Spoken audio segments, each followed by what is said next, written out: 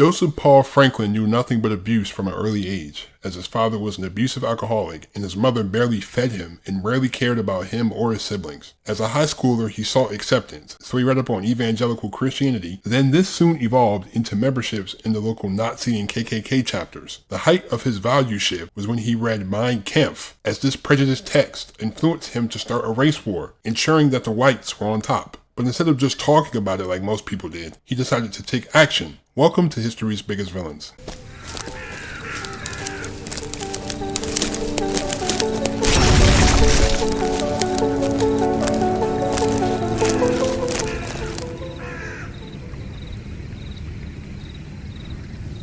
James Clayton Vaughn was born on April 13, 1950 in Mobile, Alabama, as the oldest of 4 children. His father was a World War II veteran, but he left the family when James was 8. James's mother was extremely strict and emotionally distant, locking James in his room and forbidding him from playing with other children. James said all of these factors stunted his development, also saying that he was at least 10 years behind the other kids maturity-wise. Feeling lonely, James found comfort in white supremacist groups, such as the KKK and Nazi parties. Once he read Hitler's manifesto, Mein Kampf, he fully immersed himself in his beliefs, turning them from just hateful thoughts to a motivation for action. I had this real strange feeling in my mind. I've never felt that way about any other book that I've read. It was something weird about that book, he would later say. At age 26, he changed his name to Joseph Paul Franklin.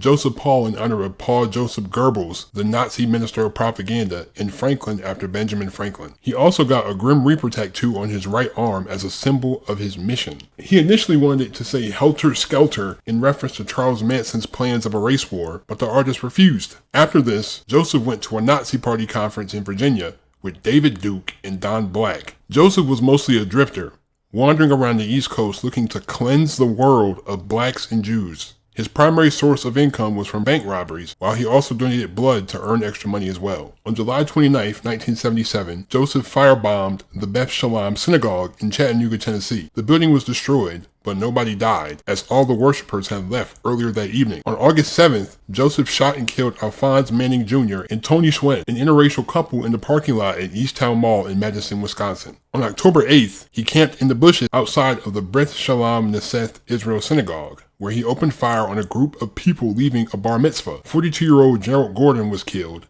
while Stephen Goldman and William Ash were injured. On March 6, 1978, he waited in the bushes with his rifle to ambush Larry Flint, the publisher of the porno magazine Hustler, along with his lawyer in Lawrenceville, Georgia. Larry was in court for obscenity related to his magazine. After he left the courthouse, Joseph shot him and his lawyer before fleeing the scene. Both survived, but Larry was left paralyzed from the waist down. Joseph would later say that this attack was in response to a cover of the magazine depicting a black man having sex with a white woman. I saw that interracial couple having sex and it made me sick. I think whites should marry whites, blacks with blacks, Jews with Jews, and Orientals with Orientals. I threw the magazine down and thought, I'm going to kill this guy. Joseph was never charged for the shooting. On July 29, 1978, Joseph waited outside a Pizza Hut with his 12-gauge shotgun. He then shot and killed Brian Tatum, a black man, along with his white girlfriend, Nancy Hilton, who would survive. On July 12, 1979, he shot and killed Herrick McIver in Doraville, Georgia, after he heard that Harold had been in contact with white women. On October 21st, he shot and killed Jesse Taylor along with his white wife, Marion Brissett, in Oklahoma City. On May 29, 1980, he stalked the prominent civil rights leader Vernon Jordan in Fort Wayne, Indiana, hearing that he was with a white woman. After Vernon left the Marriott Inn,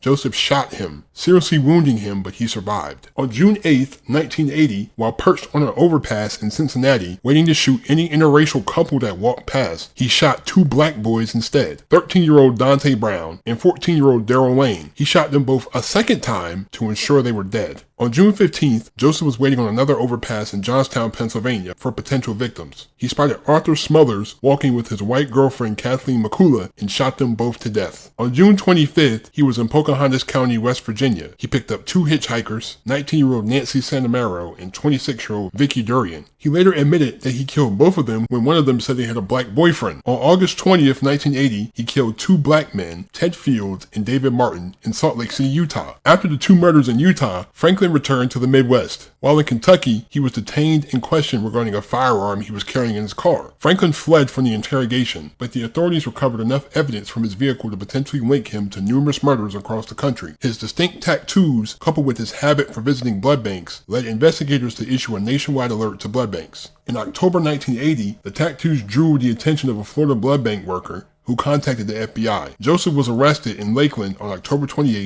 1980. Joseph would spend the next 20 years facing charges of several murders, vandalism, and other crimes in several states. He received the death penalty in multiple states as well. Joseph unsuccessfully tried to escape during the judgment phase of his 1997 Missouri trial for the murder of Gerald Gordon, but he was ultimately convicted. Psychiatrist Dorothy Lewis, who had interviewed him numerous times, testified for the defense that she believed he was a paranoid schizophrenic and unfit to stand trial. Lewis noted his delusional thinking and a childhood history of severe abuse. In October 2013, Larry Flint called for clemency from Franklin, asserting that a government that forbids killing amongst its citizens should not be in the business of killing people itself. Joseph was held on death row at the Potosi Correctional Center near Mineral Point, Missouri. In August 2013, the Missouri Supreme Court announced that he would be executed by lethal injection on November 20th. His execution was delayed as the German company that made the drug refused to allow it to be used for lethal injections. The Missouri Supreme Court responded by announcing they would use a new drug made by an unnamed pharmacy. His execution was stayed twice, first over concerns about the new drug, and then about Joseph's claims that he wasn't mentally competent to be executed. But both stays were overturned by an appellate court. During an interview with the St. Louis newspaper 3 days before his execution, he said that he had denounced his racist views. He said that his motivations were illogical and were partly a consequence of an abusive upbringing. He said that he interacted with black people in prison, adding, "I saw they were people just like us." That's a very astute observation, sir. Very astute. Joseph was executed on November 20th, 2013. He was 63 years old. It's really not that much to say about this guy. Like, it's not much of a deep dive I really need to get into because this guy was just a plain stone cold racist. That's really what it was. I don't have much to say about this guy, but he got the outcome that he deserved. That's all. Thank you. Please be safe. Leave a like if you enjoyed. Hit that subscribe button. I'm out. Peace. The Joseph Paul Franklin who stood up in court today was spiteful, telling Judge Ralph Winkler he deserved a break, even though he confessed to murdering 2 young Cincinnati boys 18 years ago. Your Honor, I didn't even have to confess to this in the first place. I helped these people out in solving this case. You know, I did not have to do that. I mean, I think I should at least get credit for that. Judge Winkler didn't see it that way and sentenced Franklin to 2 life terms. He's already on death row in other states. The wait has been torture for his victims' families. We feel a lot of relief.